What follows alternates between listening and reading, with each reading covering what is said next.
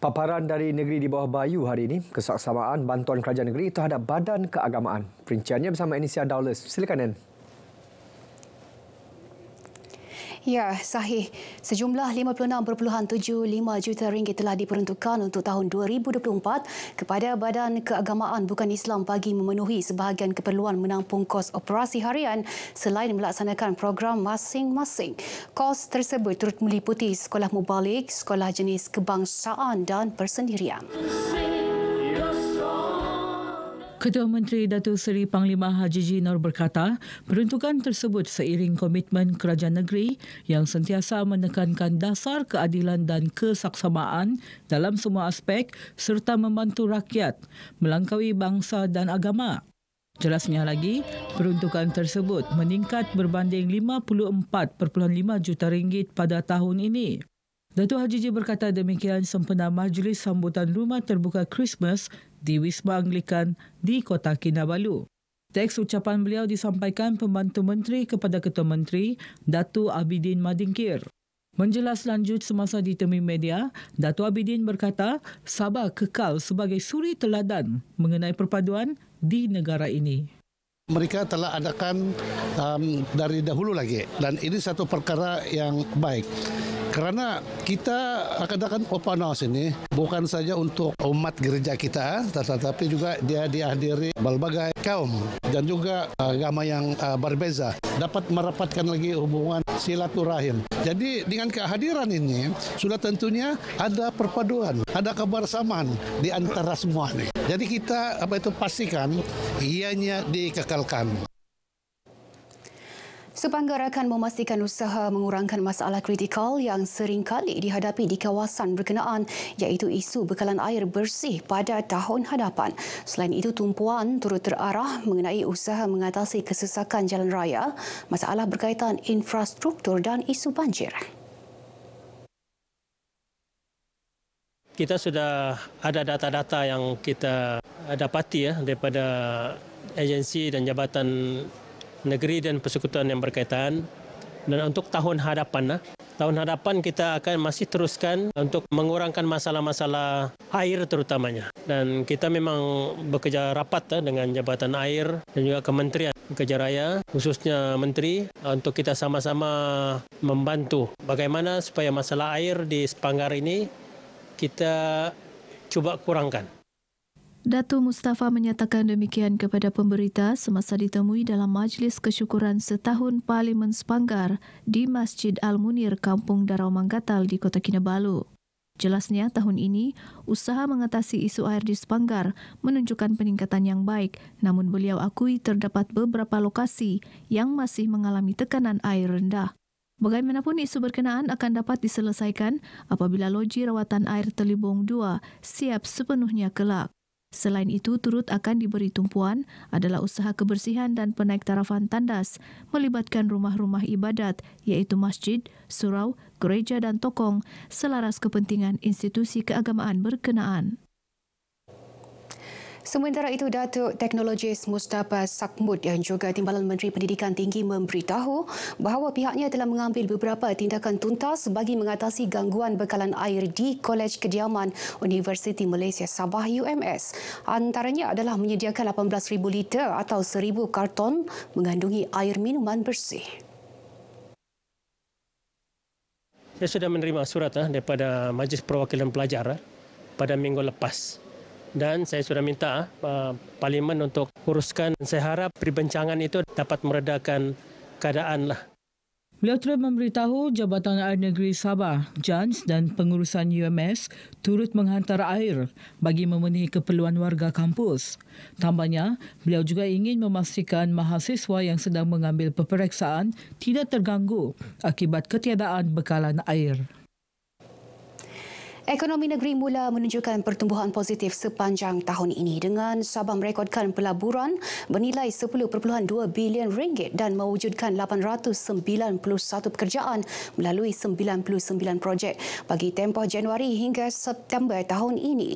Pelaksanaan Pelan Pembangunan Sabah Maju Jaya SMJ 2021-2025 antara penggerak utama usaha meningkatkan ekonomi dan kesejahteraan rakyat ini.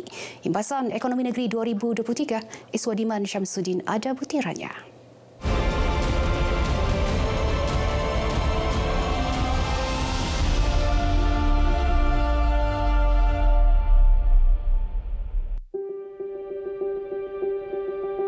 Kejayaan demi kejayaan dilakar sejak pelan pembangunan SMJ dilancar pada Mac 2021.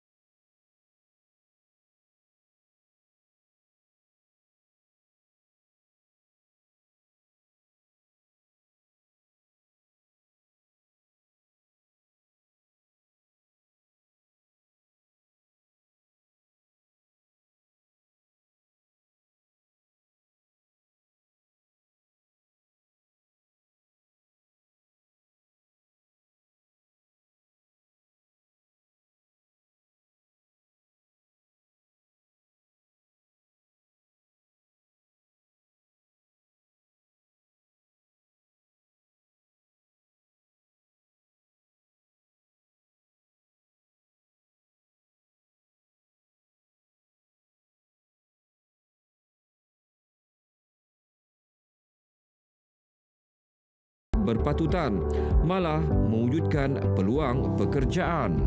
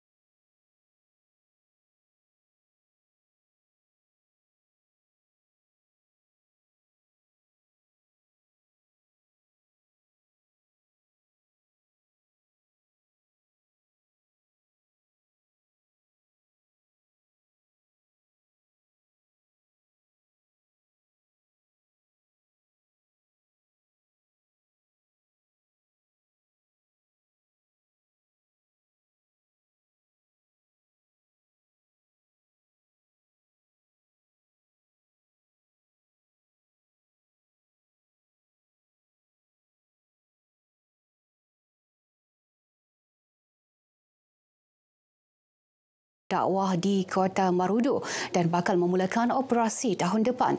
Pusat latihan berkenaan turut menawarkan program latihan pendidikan teknikal dan vokasional TVET.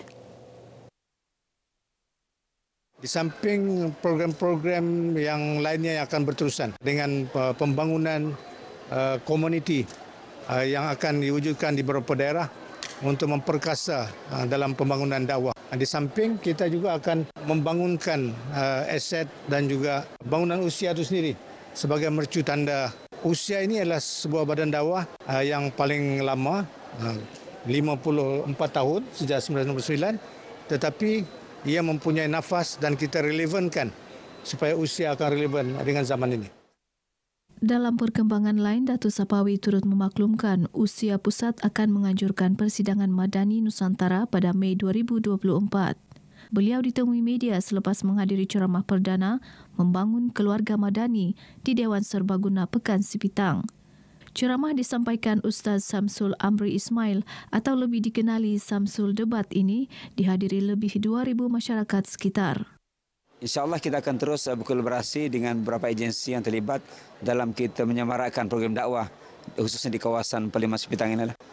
Dan kita lihat segi sambutan memang nampak kerjasama erat di kalangan kepimpinan dan juga rakyat di kawasan kita lah. Sebuah syarikat pengeluaran makanan di Tawau didenda RM5,500 oleh Mahkamah Magistrate kerana kegagalan mematuhi arahan mematuhi balik produk Notice of Recall. Magistrate Dayang Aidaku Amira Aminuddin menjatuhkan hukuman terhadap syarikat itu yang dihadiri wakilnya selepas mengaku bersalah sebaik pertuduhan dibacakan. Mengikut pertuduhan, syarikat itu didakwa melakukan kesalahan di bawah Seksyen 13C-1 dan 13C-3 di bawah Akta Makanan 1983 yang mana gagal mengalihkan makanan dari dua premis sebagaimana notis memanggil, memindahkan atau menarik balik yang dikeluarkan Pejabat Kesihatan Tawau. Kesalahan itu didakwa dilakukan pada 14 Ogos lalu, kira-kira pukul 4 petang, di dua buah premis perniagaan sekitar Tawau. Pendakwaan dikendalikan pegawai pendakwa dari Pejabat Kesihatan Daerah Tawau, Kasidi Kasim, manakala syarikat tersebut pula diwakili Peguam, Jasari Kang. Baik, sekian paparan dari Sabah untuk petang ini. Dari sungai hingga ke segara Palestin, pasti merdeka. Kembali bersama Sahih. Baik, Anne, terima kasih.